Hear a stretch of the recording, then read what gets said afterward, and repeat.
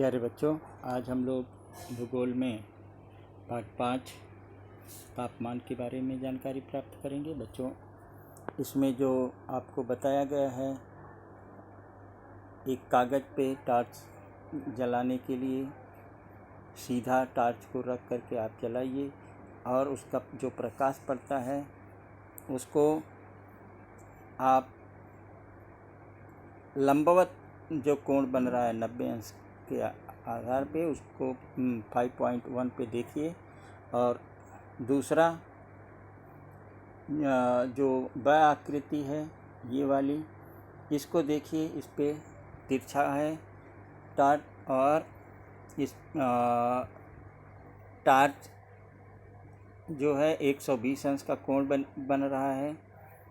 और इस भाग को आप रेखांकित करिए, बनाइए। बच्चों, पृथ्वी पर जो सूर्य की किरणें सीधी रेखा में आती हैं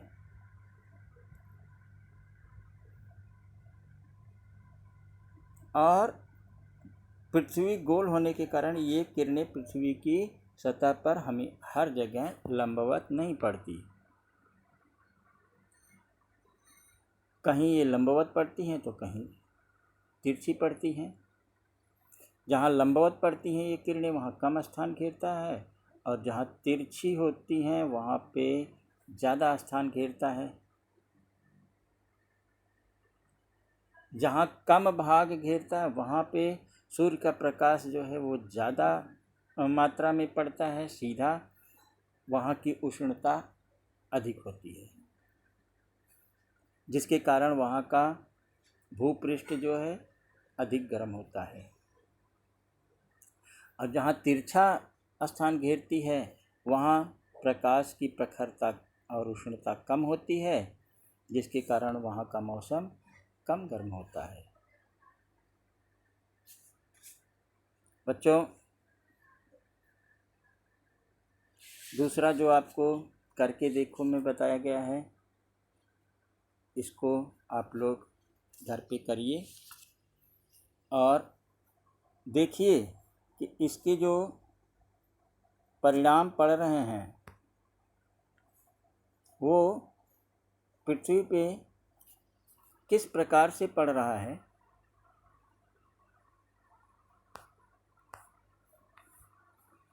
विषुवत रेखा आपको दिखाई दे रहा है, पृथ्वी के 2 भाग में विभाजित कर रहा है। और उसके बाद जो है ये शून्यांश है, फिर 23 अंश और 30 मिनट उत्तर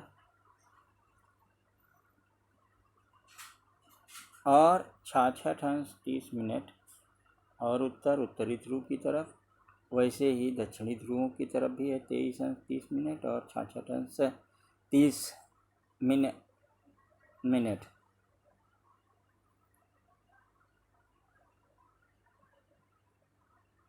तो बच्चों, इससे हमें सूर्य की किरणों के न्यूनाधिक स्थान का पता चलता है कि न्यूनाधिक मतलब कम और अधिक, कहाँ अधिक पड़ रहा है तापमान उस पे पृथ्वी पे और कहाँ पे कम रहेगा। जहाँ सीधी रेखा में प्रकाश पड़ता है वहाँ का तापमान अधिक और जहाँ तिरछी रेखा में पड़ता है वहाँ पे तापमान कम होता है। लेकिन केवल यही 2 बातें प्रमुख कारण नहीं है तापमान में। तापमान में जो असमान वितरण है, कहीं कम है कहीं अधिक है, उसके और भी कारण हैं। जैसे समुद्र की समीपता है, महाद्वीपीय अंतर्गतता है, समुद्र तल से ऊंचाई है। ये सारे कारक जो है इन कारकों के कारण जलवायु में विविधता पाई जाती है। इसके अलावा पवन है, वनाच्छादन है, नगरीकरण है, औद्योगिकरण है, इन कारकों का भी स्थानीय जलवायु पे प्रभाव होता है। बच्चों, आगे मैंने बताया था आपको ये प्रयोग करने के लिए पानी को एक घर में रख दीजिए और एक बाहर सूर्य के प्रकाश में रखिए।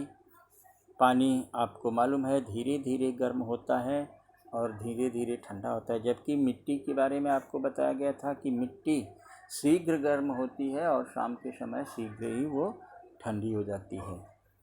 तो इसका भी प्रभाव तापमान पे पड़ता है।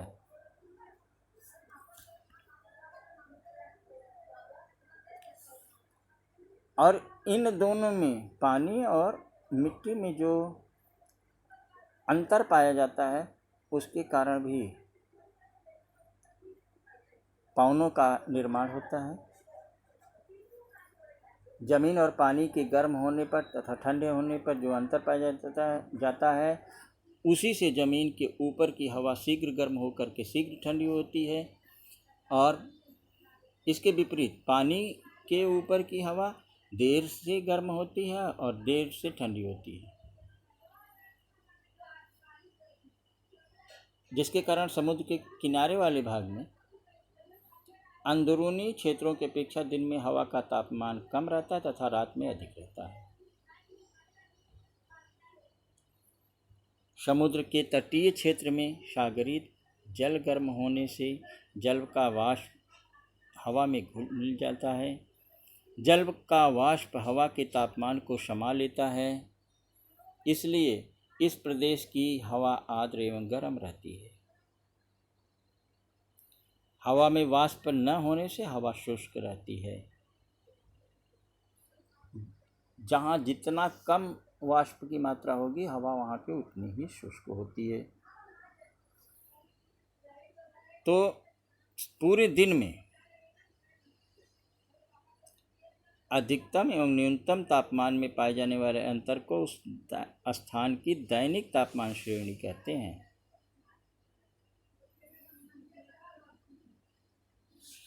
बच्चों, आपको इस बताया गया है तापमान को मापने के लिए हम तापमापी का उपयोग करते हैं, और तापमापी में पारा भरा रहता है जो हम उसमें निशान बने रहते हैं जो हमें बताते हैं कि आज का तापमान इतना अंश सेल्सियस या इतना अंश फ़ारेनहाइट, जिसमें वो रहेगा तापमापी, उसके आधार पे वो बताते हैं। तो ठीक है बच्चों, आज आप लोग जो है पानी का जो है पानी और मिट्टी के कारण और सूर्य के प्रकाश के कारण जो तापमान में परिवर्तन होता है उसको पढ़िए, और पढ़ करके तापमान के बारे में किन किन कारणों से तापमान असमान होता है इस प्रश्न का उत्तर लिखिए, और तापमापी के बारे में टिप्पणी लिख करके कम से कम 5-7 वाक्य लिख करके और मेरे पास भेज दीजिए। Thank you.